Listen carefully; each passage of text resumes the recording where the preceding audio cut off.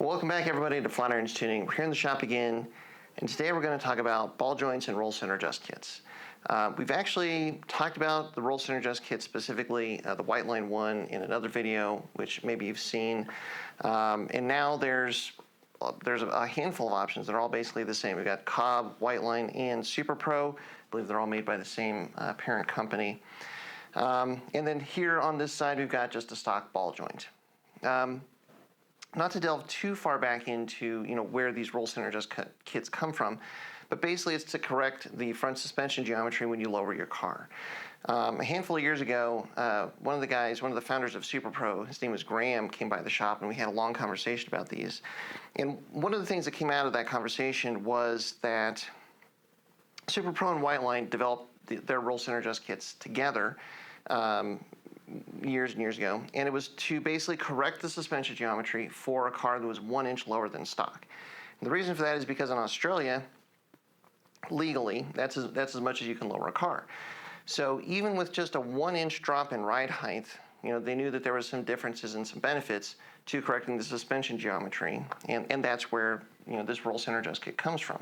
And it's basically it's a ball joint that's a little bit taller, and an outer tie rod that has a little bit of a different angle of attack to basically make sure that the tie rod and the lower suspension is working correctly. So that's where this comes from.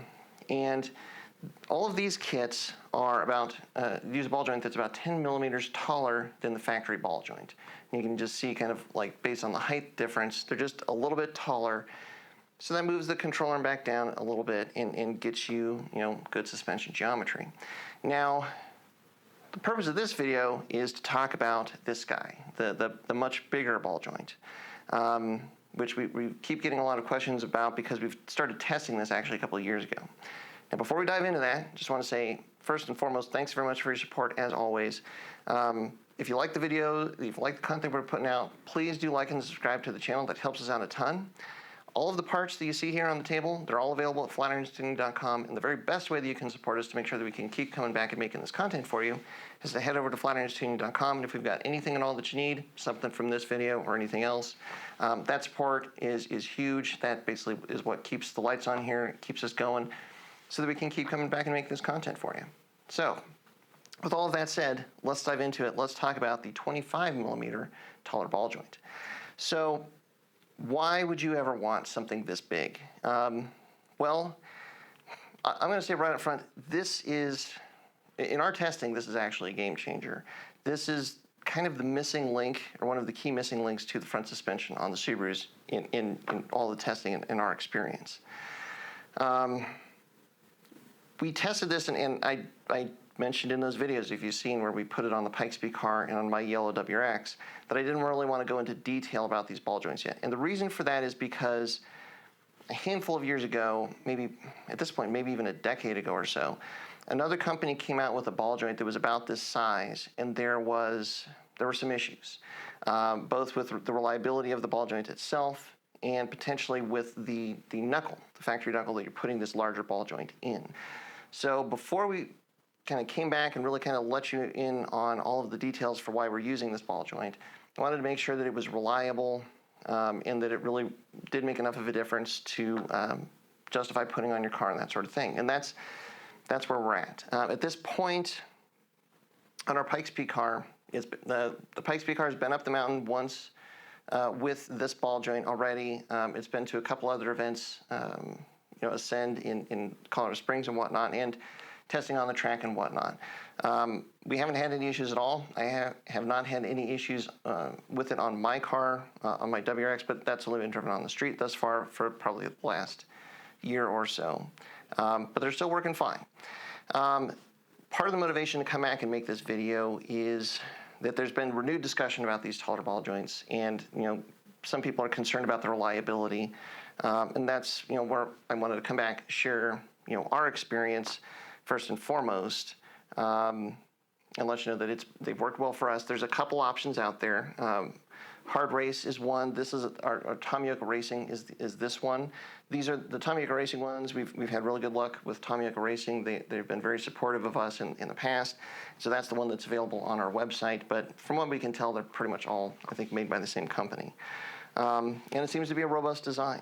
Now, with all of that being said, let's dive into it. Let me show you what difference this 25 millimeter taller ball joint makes compared to, you know, the stock or these 10 millimeter ball joints, and why, you know, if you're tracking your car, if you want to get the most out of your front suspension, this might well be the missing link for you like it was for us. All right, so now I have in front of me a lower control arm, a left lower control arm to be specific.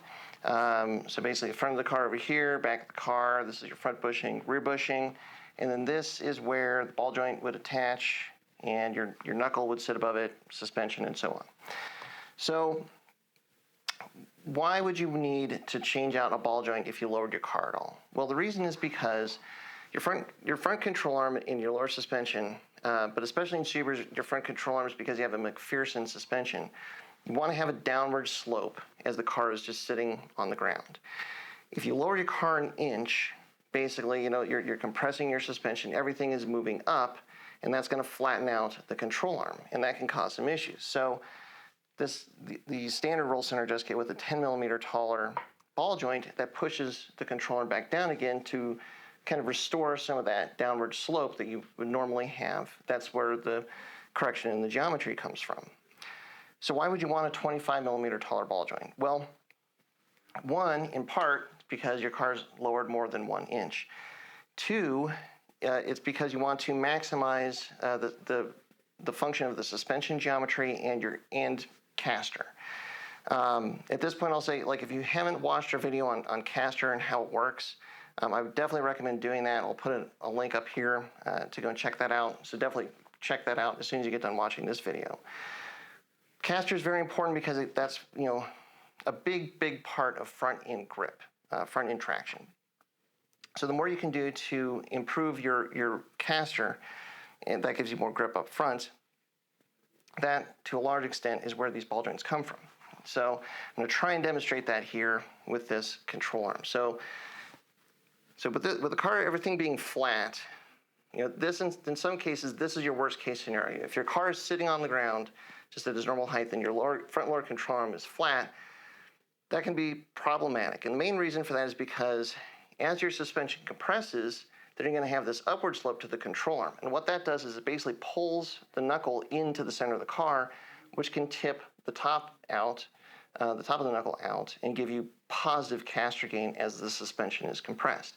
That's why we want a downward slope to this front control arm, so that as it compresses, it's actually moving, increasing the length of this distance and pushing the knuckle out and basically giving you more negative camber. That's a more beneficial movement. That is basically giving you negative camber gain as the suspension is compressing, and that's what you want. That's, you know, you're going into a corner, you're loading up the suspension, you want that tire to turn over so you've got really maximum use of that contact patch, best front grip and all that. So where does caster come into this? Caster comes into this in basically the plane that this lower control arm is moving in. So I'm going to turn this so that the ball joint, you're basically looking right at the ball joint. So if everything is dead flat from the front to the rear bushing in your car and the control arm is moving, the ball joint is just going to move in basically a straight vertical plane, straight up and down. What caster does is it starts to tip this control arm. And I'm going to accentuate this so you can see the movement. But the difference is that then as the control arm lowers, you can see it goes forward. And then if it compresses, it comes back. It changes the plane that the control arm is moving in from straight up and down to an angle. And basically, to a large extent, that angle is where caster comes from, or how caster is measured. A lot of rear-wheel drive cars can have as much as 8 or 9 degrees of caster. A lot of the Subarus, especially the early Subarus, they only had about 3 degrees of caster. So there's not a lot of dynamic movement going on there. The more caster you can get, the more dynamic camber you pick up, the more front grip you have. And again, we detail all of that in our caster video, so definitely check that out. But again, this ball joint is so critical to that because it gives you the lower control arm position, but it also, with caster, moves the wheel forward, so you're picking up better dynamic negative camber as the wheel is compressed, but you're also increasing the caster angle because the starting point, you know, where the resting point of this lower control arm is going to sit with the ball joint further forward, because you're basically pushing it down extra with this ball joint, and that in and of itself will give you more caster also. So for us, that 25 mil ball joint has really ended up being the sweet spot because it's just enough camber gain, just enough caster gain to really maximize the front suspension. Now, if you go way back, we had WiseFab drop knuckles on our Pikes Peak car for a little bit. That has 50 millimeters of roll correction. So you would never do that with just a ball joint itself, but it's effectively double this height. And for us, that ended up to be too much. And the reason for that is a couple of reasons. One, moving the ball joint down that low, we actually had some wheel clearance issues because you're just moving that castle nut so close to the barrel of the wheel. In our case, we had to go up to 18-inch wheels just to make that work. But two, there can be too much downward slope to this control arm. With that 50 millimeters of roll correction, it brought it down so much that it actually was sucking the knuckle in to the center of the car too much in its resting position. And what that did is it basically stood the strut up, in terms of front and rear position on the car, so that we could not get any very minimal negative static camber. And that was with doing a lot of work to modify the strut tops and whatnot to try and make up for that movement inwards by moving the strut in up top. We could not make it work. So that's why we went back to the stock STI knuckles in these 25 mil ball joints, and then everything was in a perfect spot. Where we kind of came down to it is with like that much of roll correction of what the WiseFab knuckles bring. If you want more than about 1.5 to 2 degrees of static negative camber in your alignment, what you basically need is a longer, lower control arm to kind of get that knuckle back out again. And the tricky part there is if you make the control arm longer so that it can basically push that knuckle out further, now you're getting into the point where you also need custom axles. And that's where we didn't want to go down that path, and we tried this out, and then this kind of was the Goldilocks zone for us. This 25 millimeters of roll correction worked perfectly. I will also mention, because I can hear you at home thinking this, well, what about the tie rods? Do I need a different tie rod if I run this ball joint? In our experience on the Pikes Peak car, on my car, we're just using basically the outer tie rods from the standard roll center adjust kit, and again, for us, it's working perfectly. So I would say, yes, this is going to be definitely better than the stock tie rod, but you would not need something necessarily above and beyond. If you're having issues with bump steer because of the length or angle of the ball joint or the outer tie rod, yeah, you might need to go to something else, but we're just using the standard white line ones, and it's working just fine for us. So that's why this has worked so well for us. From our experience, this is such a game changer in terms of really getting proper suspension geometry and giving you that front end grip. If this ends up becoming a wear item, something where you just have to kind of check it, and you replace it every handful of events or whatnot, it makes enough of a difference that's worth it. I mean, we replace brake pads, we replace brake rotors, we rebuild suspension. If you have to just go through and replace your ball joints, I mean, to me, it's totally worth doing that because of how much of an improvement this makes over, especially stock ball joint, but even the regular roll center adjust kits that are 10 millimeters of adjustment.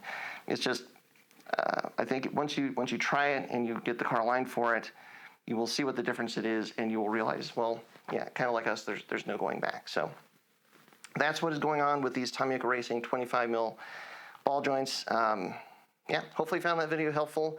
If you try these, hopefully you like them, get your car working well, and again, check out the videos that we have on the roll center adjust kit, and especially that caster video.